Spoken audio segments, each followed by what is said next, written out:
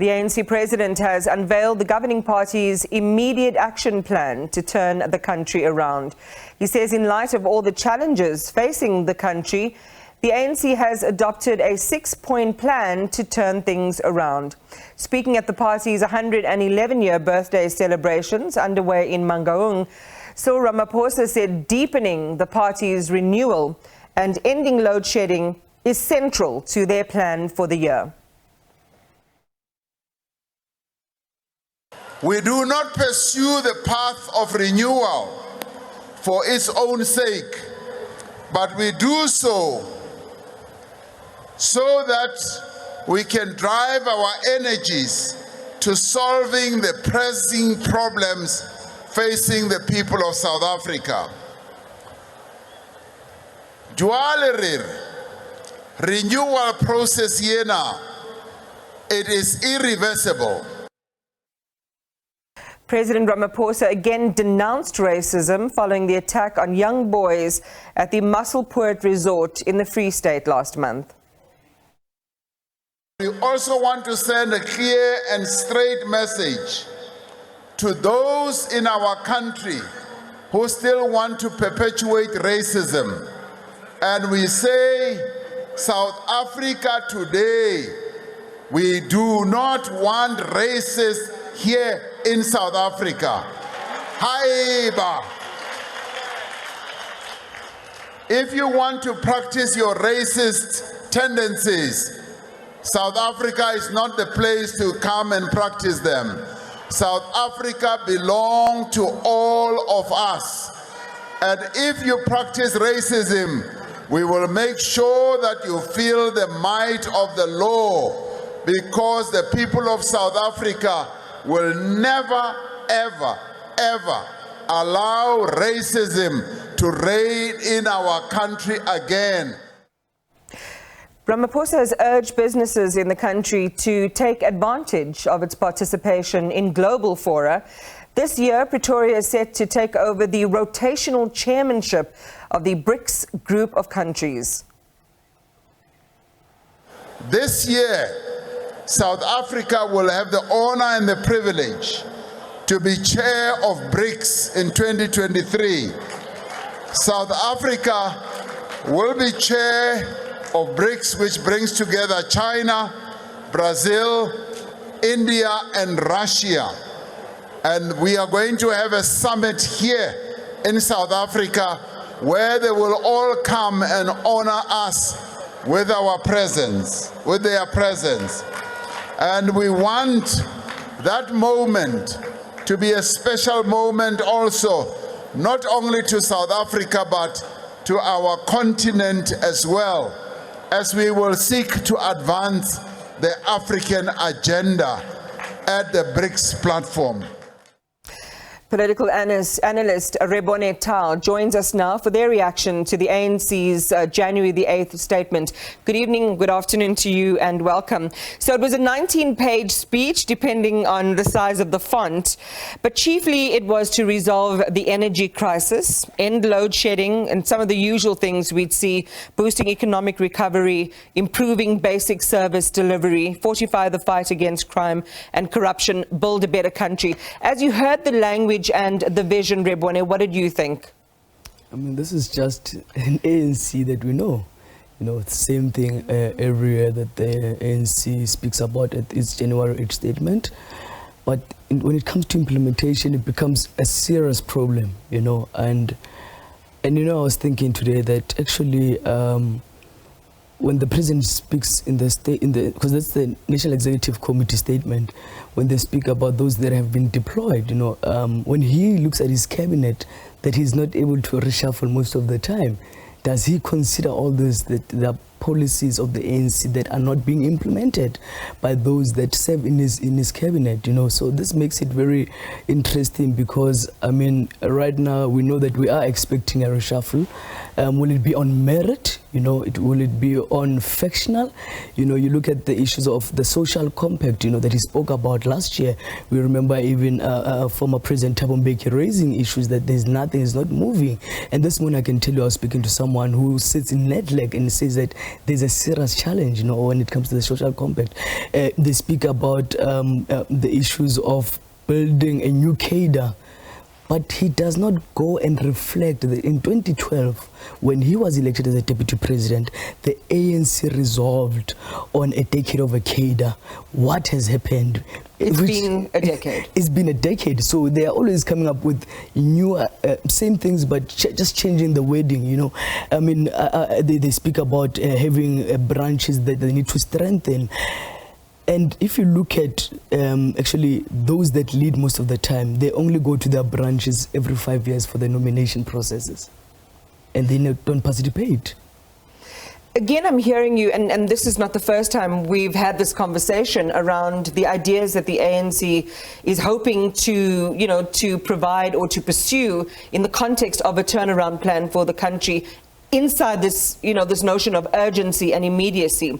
What did they need to do in this speech, notwithstanding the national conference and its resolutions that has just passed, to really sharpen the point on how they're going to get these things done?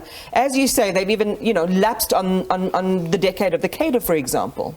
I mean, for example, as I was just speaking about the branches, because the branches of the ANC should be the ones holding even councillors accountable when it comes to service delivery. And they're in Mangaung, which is dysfunctional.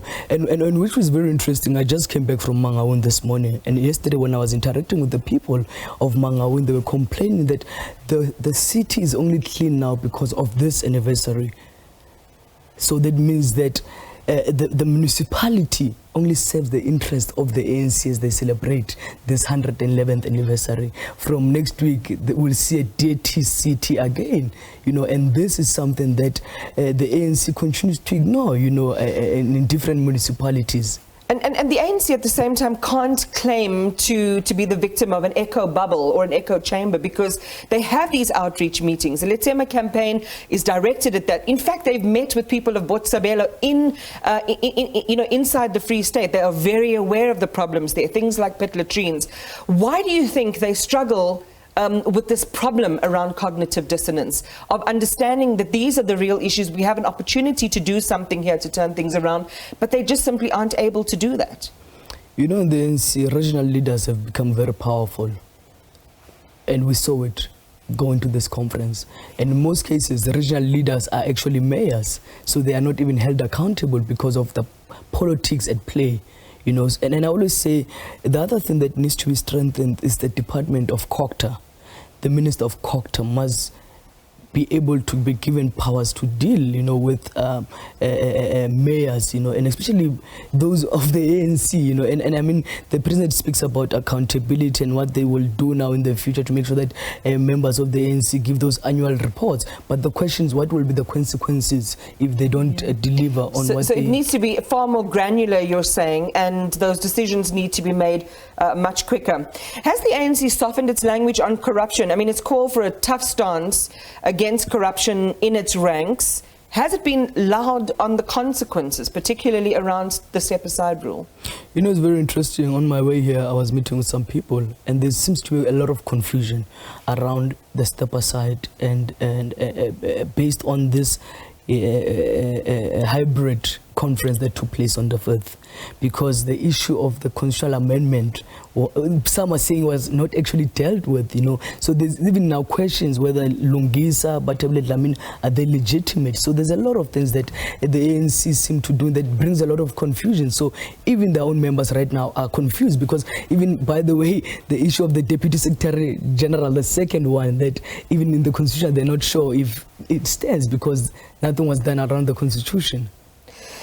One of the other things, because in this context of the ANC looking to renew itself and rebuild itself, looking for opportunities inside the house, so to speak, is around the fortification of its leagues. We saw Fikile Mbalula yesterday deliver the Peter Mokaba lecture to the ANC Youth League. These leagues have been dysfunctional. How important are they to the survival of the mother body? This marks 10 years since the disbandment of the Youth League. The Youth League, there was a deliberate effort by the ANC to destroy the Youth League and a generation of young people who, most of them, by the way, have graduated. So you have new young people who don't know the real politics of the Youth League. And the Youth League has always been a board of opinion since its formation, brought new ideas to the ANC. And that's why the ANC lacks new ideas, because that youth voice is not there. And we see also when you go to elections, you know, the voter turnout, you know, because you have a Youth League that is more preoccupied about internal politics of the party than saving, you know, its twin task, which is rallying young people behind the banner of the ANC, but also championing their interests. And there's been rumors, by the way, building up to this conference that they might actually even disband this task team. And we saw that at this conference that the coordinator and the convener have been directly elected now into the National Executive Committee. So there's been also negotiations, and we know that the Women's League also has been disbanded. We're seeing that it seems like the Ramaphosa faction now has got a candidate by the name of Sisi Tolashe, who was the Secretary General to NG Motshekga when they lost to Bathabile Dlamini in 2015, you know. The other point of fortification for the ANC rests in the alliance. You know, and it's interesting that despite the public humiliation of ANC leaders at alliance partner events, you know, the one at COSATU is well documented, and the utterances from the SACP as well. COSATU and the SACP reiterate their support for the alliance as the best vehicle for advancing the interest of workers' agendas.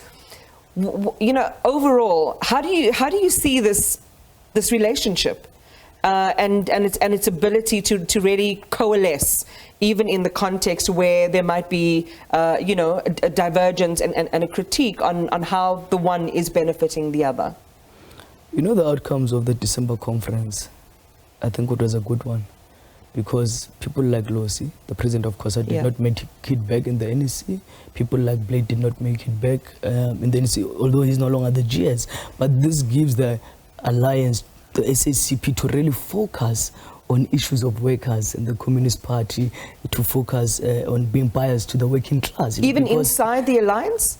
I mean, individually, you know, so that when they meet, because they sometimes find themselves compromised because they sit in the NEC and then again they have to then speak on the different platform. And this time around, I think even members of the ANC, some of them who are workers, actually punished COSATU at this conference, you know, that did not see them imagine. So this also means that the alliance will have to, COSATU and the SACP, to go back to the drawing board and start to focus and not lose the focus on the struggle, because they have been more preoccupied about ANC factional politics. Now that you've seen it all, you've seen this unusual turn of events at the closure of its national conference, or the completion of its national conference. You've seen the January the 8th statement. You've heard and seen everything. How effectively has the ANC managed to pull itself back from the brink, both managing the dissent inside its party and present really a united house to the country? I think first and foremost, one must say it is nice to see the newly elected leadership that was elected in December. It's refreshing. New faces. We've got a lot of youth leaders who have made it into this National Executive Committee. As I said, I was in Mangaung. I spoke to some of them yesterday, and they were saying that they've got a huge task ahead, especially going to the 2024 elections, but also that everyone will be looking at them as a crop of young people who are coming from the youth league and who need to be energetic and hit the ground running. And they are saying we will see a different NEC. And I said to them, well, we'll give you 6 months and then we'll come and assess you and tell you that if you are doing a good job as former youth leaguers in taking the ANC forward. 6 months is a very tight deadline, Rebone, I'm not sure. But again, it's up against a very important clock, and that, of course, is the 2024 national elections. As always, we appreciate your time and your analysis. Thank you so much for talking to us tonight. Appreciate you. That was political analyst Rebone Tau.